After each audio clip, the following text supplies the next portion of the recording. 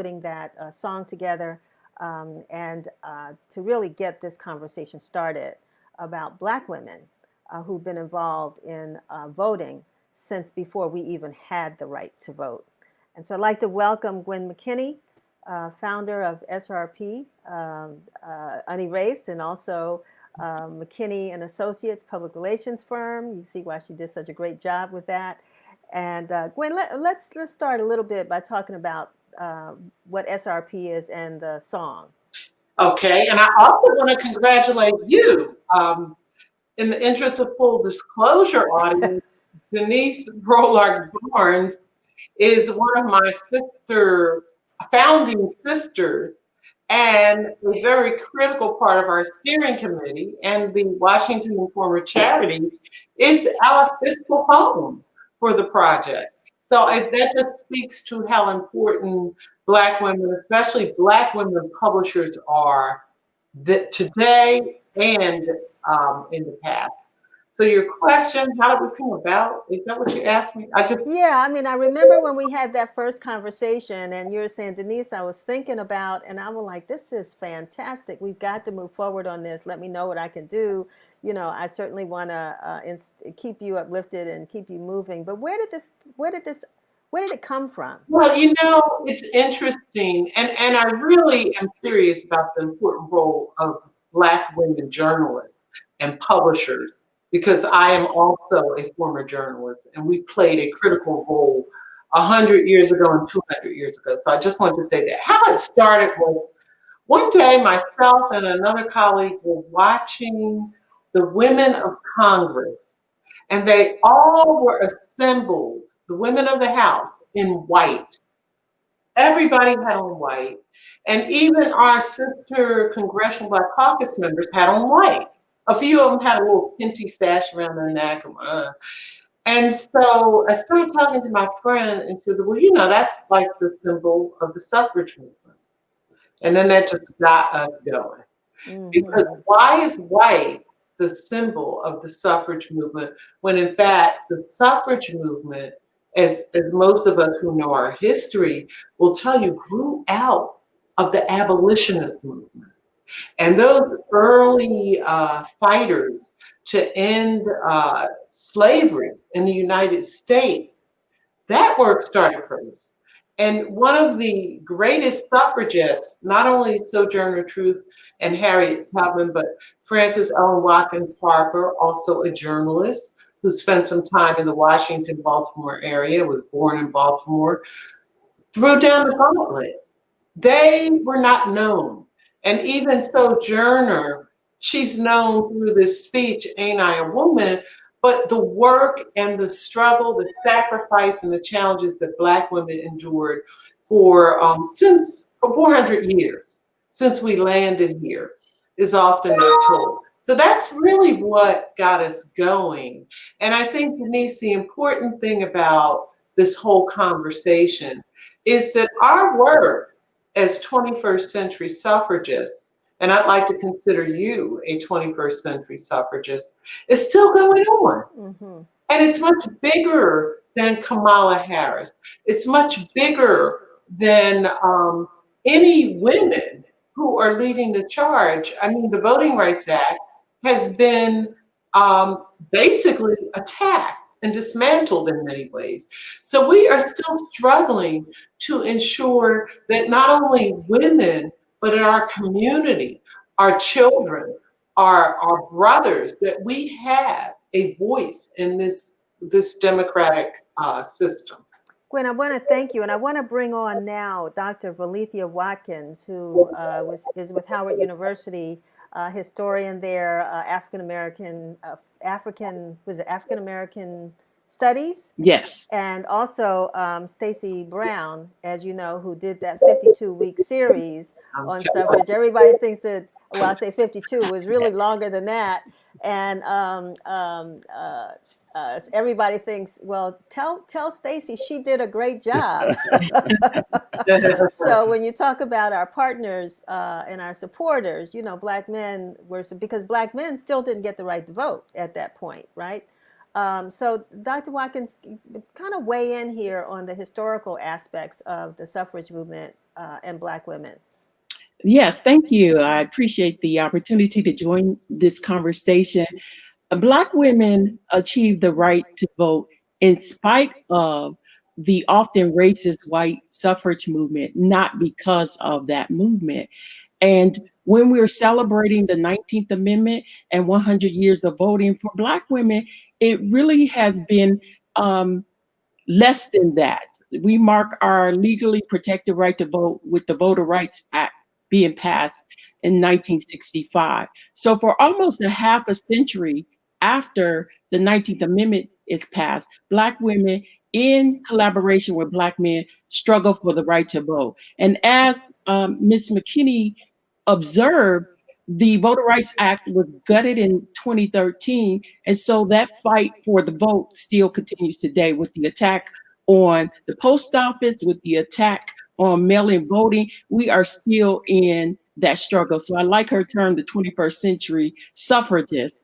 But I will say that Black women, in exercising their right to engage in this fight, they exercise the right to define their struggle on their own terms. So they didn't concede to white women the defining of the terms for themselves. So what I mean by that is that they always fought for the vote by linking it to the upliftment of the race. So they saw the vote as a weapon of self-defense to attack segregation, to attack lynching, to attack sexual violence, to attack white supremacy. So they were always thinking of the vote as the collective property of the community. And what sets apart our struggle to vote is that we didn't just do it in single issue organizations.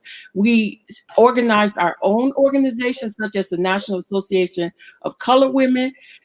We had a suffrage department within that organization, but we also fought for the right to vote in traditional civil rights organizations like the NAACP, which often held symposiums in 1912 and 1915, where Black men and women weighed in on the importance for the vote. W.B. Du Bois said, votes for women is votes for Black women. Stacey, you started this series basically after a conversation I had with Gwen and said, you know, we need to move forward on this, and you grabbed it and took it by the horns. What was your why did you feel so connected to the issue? And it seemed as though you never ran out of people to talk about.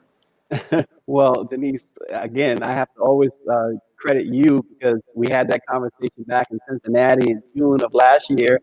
And it just resonated because in the Black press, we have so many, like yourself, Black women publishers. And I just thought that here's an issue that all of us can get behind, all of the publishers can get behind, rather. And so when you gave me that assignment, it turned out to be a history lesson. I was never one to be a good study in school. When I was in school, I studied for my test the day of the test. I just didn't like it, but you forced me to study this history, and the things that I found were so astounding. Like you said, there's so much to write about. You know, Black women played a huge role, of course, in the 19th Amendment, but in the 15th Amendment as well. Black women found themselves pulled in two different directions. Black men wanted their support in fighting racial discrimination and prejudice, while white women wanted them to change the inferior status of women in American society. And both groups ignored the unique challenges that African American women face. Then you had people like Mary Church Terrell, Black women like her, and Frances Ellen Watkins, and Harriet Tubman. Of course, they understood that their race and their sex affected their rights and opportunities. So it was so much, Denise, and so I'm grateful that you gave me this opportunity to do it. Well, I'm glad that you picked up the ball, but it's been really a tremendous thing to watch as Gwen has pulled together this suffrage, race, and power unerased. The website is fantastic, and you know what the website is not. It's a history lesson, Gwen, but it's also, like you said, talks about 21st century. Tell us a little bit about what people will find at srpunerased.com. Well, and thank you for the URL, srpunerased.com. We believe, and I really appreciate Stacey's role in the way he grabbed it and took it and ran with it, because he could continue to do this every week, nonstop, until who knows when. And for us, that's the way it is. We believe that the notion of suffrage, the narrative of suffrage has to be redefined. And it really is about our destiny. It's not just about casting a vote. And for us, as Denise and all of our founding sisters and our colleagues know, this work is the whole notion is to really address the erasures that have carried us throughout our history. And that's why we created a word. Unerased is actually not a word. If you type it, it'll come up with a red line because it's not, allegedly doesn't spell anything. What we are doing is telling the stories of our ancestors who were the patriots and pathfinders of yesterday, but also the bold and embossed of today. And they are not just women who are in politics. People like our sister Donna Edwards, definitely, but also our sister Dr. Watkins. We did a feature and just profiled a woman who, Sharon Richardson, who ended up killing her abuser, serving 20 unjust years in prison. When she left, her kids were 2 and 8. When she came back, they were 22 and 28. What did this woman do? She started a catering business and she hires and trains formerly incarcerated women. She's from in Brooklyn, New York. When the pandemic hit, she started feeding the frontline healthcare workers with her catering services. And that she is a bold and a boss, Right, despite right. struggles.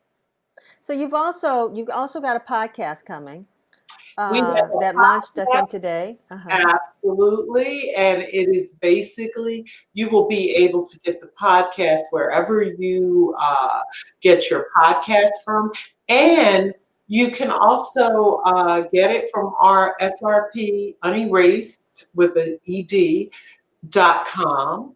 And Denise, again, interest of full disclosure, Denise is the I'm moderator. telling all my secrets, Gwen. It's not. This is not time to do that. The podcast is basically a 30-minute chunk, and we decided in the era of COVID to take a pivot and to create something that was portable, that was evergreen, that people could carry in their hip pocket when they were walking their dog or in their car or in their kitchen. And that 30-minute segment, the first one is called Likeable Enough: Women, Voting, and Power. And in fact, Donna Edwards, who you just had on the show, we're just one big happy family, aren't we, Stacey? Yes, we are. Yeah. Donna Edwards joined Denise in a conversation, and we had a mashup, which we call Just Saying, with 3 women, Black women, who are leading the fight around democracy and empowering voters to Gwen, have. we're about to run out of time, so I just wanted to say that, and I wanted to also say at the end of the show, at the end of this show today, because we're getting ready to flip over to the WI Bridge segment, but at the end of this show, you're going to get a chance to hear the entire song that was produced by Latasha, who's the singer? It's the Latasha Brown. which was produced by me. Right, And exactly. Latasha Brown was performed it. All right. So yeah, you saw a little bit of that before we came on. I want to thank Stacey and thank Stacey Brown and Dr.